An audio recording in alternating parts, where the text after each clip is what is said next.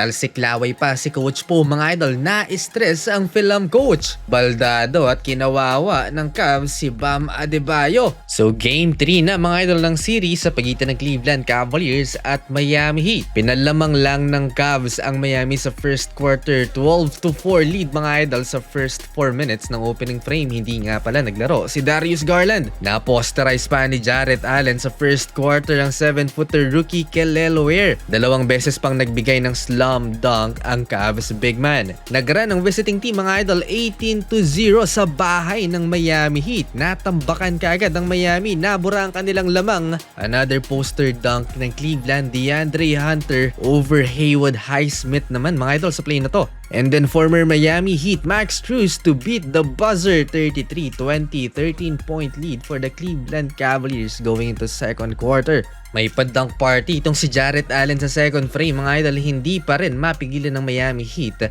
ang big man na to ng Cleveland Cavaliers. He dominated the paint with 16 first half points and 7 out of 7 shooting sa loob ng 15 minutes na playing time. No resistance ang Miami Heat, etong si Bam Adebayo lang nagbuhat sa team with 13 points mga idol. Parang mga anak ni Shaquille O'Neal itong big man ng Cleveland Cavaliers, dinakdakan din ni Evan Mobley si Bam.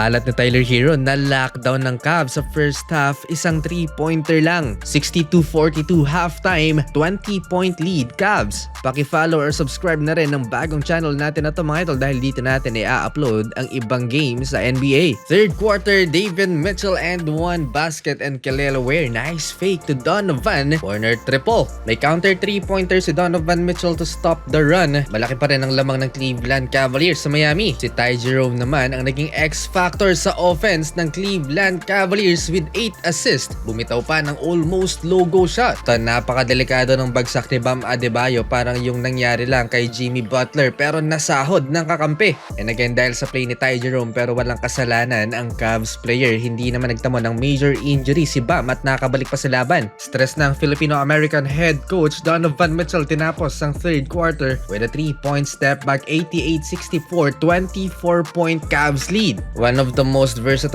big man Evan Mobley at Defensive Player of the Year. Hirap bantayan ni Bam Adebayo, malaki din kasi mga idol. Ang binitawan ng Miami Heat na si Max Strus ay siya namang nagpahirap dito sa fourth quarter sa home team. Pasigaw-sigaw pa sa dating crowd, nakakampi niya. And again, wala pang Darius Garland yan, mukhang massive sweep ang Miami Heat. Kanina si Jarrett Allen na nagdomina ng paint, eto naman si Evan Mobley. Parang skinny shock mga idol na may shooting sa labas. Mukhang madudungisan na naman ang record ni Coach Erik Spoelstra dahil sa kanyang NBA coaching career, isang beses pa lamang na-sweep sa NBA playoffs ang film coach. Kung mapapansin niya sa background mga idol, halfway ng fourth quarter, disappointed ang crowd at nagsisi-uwian na. Ilabas na rin ng mga star players, both team ipinasok ang bench. So mga idol, panalo ang Cleveland Cavaliers 3-0. One win away na lang Cavs to the next round.